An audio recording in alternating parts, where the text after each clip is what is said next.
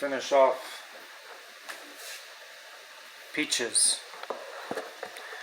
Don't really get peaches here in Honduras. That's why you guys gotta go to Georgia. Atlanta, not Tbilisi. Kafkas. Anyway, if you got that. I'm on page 225 and I'm going to finish. This is Peaches Part 2. So Esperanza kept her mind off Miguel by working hard and concentrating on Isabel.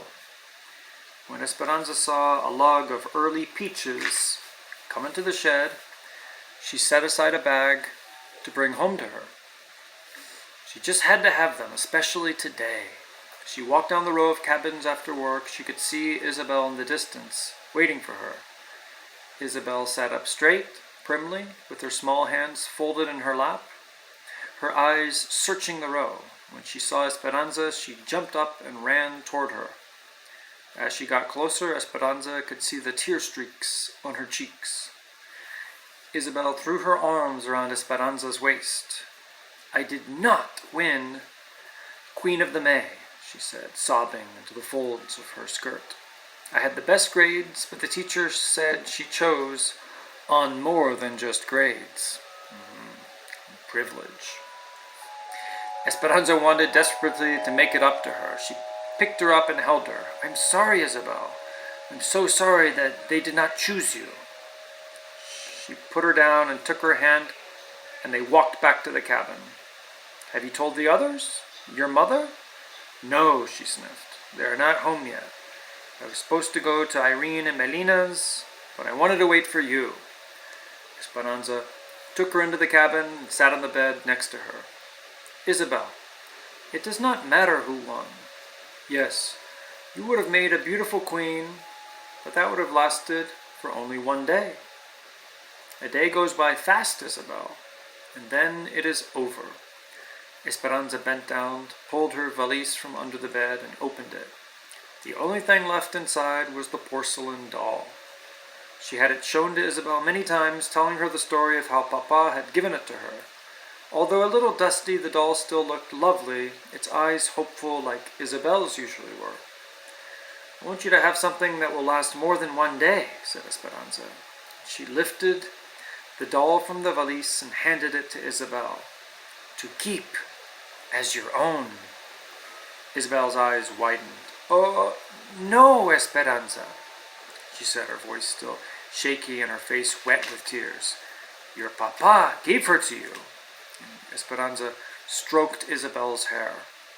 "Do you think my papa would want her buried inside a valise all this time with no one playing with her?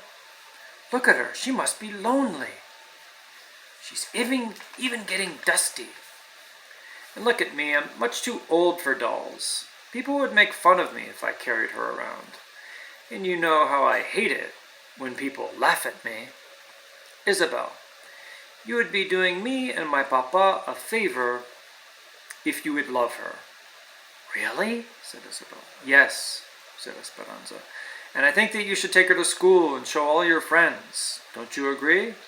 I'm sure none of them, not even the Queen of the May, has ever owned anything as beautiful." Isabel cradled the doll in her arms, her tears drying on her face.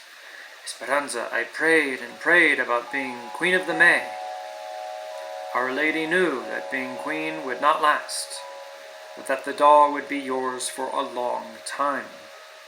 Isabel nodded, a small smile beginning. "What will your mama say?" Esperanza hugged her. "I have a meeting with the doctor this week, so if he lets me, I will ask her, but I think that Mama would be very proud that she belongs to you." Then, grinning, she held out the bag of peaches. "I hate asparagus, too." So what we could see with this tiny little episode is how much Esperanza has changed and how far she has come. From the time when she left Aguascalientes and entered the train, and how rude and spoiled she was, and like very pampered, and her attitude towards the poor people. And now look at her. She's finally being generous and giving. Esperanza and Hortensia waited in the doctor's office. Hortensia sat and tapped her foot, and Esperanza paced, looking at the diplomas on the wall. Finally, the door swung open and the doctor walked in, then scooted behind his desk and sat down. Esperanza, I have good news, he said. Your mother's health has improved, and she'll be well enough to leave the hospital in a week. She is still a little depressed, but I think she needs to be around all of you. Please remember, though, that once she goes home, she'll have to rest to build up her strength. There is still a chance of a relapse. Esperanza started laughing and crying at the same time. Mama was coming home! For the first time in 5 months, since Mama had entered the hospital, Esperanza's heart felt lighter. The doctor smiled. She has been asking for her crochet needles and yarn. You can see her now for a few minutes, if you like. Esperanza ran down the hospital halls with Hortensia behind her to Mama's bedside, where they found her sitting up in bed. Esperanza flung her arms around her neck. Mama! Mama hugged her and then held her at arm's length and studied her. Oh, Esperanza, how you've grown! You look so mature! Mama still looked thin, but not so weak. Esperanza felt her forehead, and there was no fever. Mama laughed at her. It wasn't a strong laugh, but Esperanza loved the sound. Hortensia pronounced that her color was good and promised to purchase more yarn so that it would be waiting when she came home. You would not believe your daughter, Ramona. She always gets called to work in the sheds. She cooks now, takes care of the babies, as well as their own mother. Mama reached up, pulled Esperanza to her chest and hugged her. I am so proud of you. Esperanza hugged Mama back. When the visiting hour was over, she hated to leave but kissed Mama and said her goodbyes, promising to tell her everything as soon as she came home.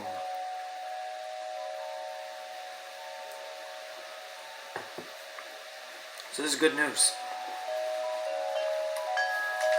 All week they prepared for Mama's homecoming. Hortensia and Josefina scrubbed the little cabin until it was almost antiseptic. Esperanza washed all the blankets and propped the pillows in the bed. Juan and Alfonso cushioned a chair and several crates under the shade trees so that Mama could recline outside during the hot afternoons.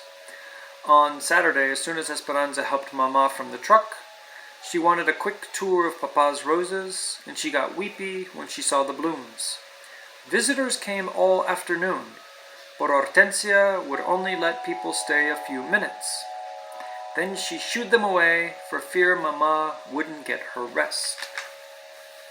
That night, Isabel showed Mama the doll and how she was taking care of it, and Mama told her that she thought Isabel and the doll belonged together.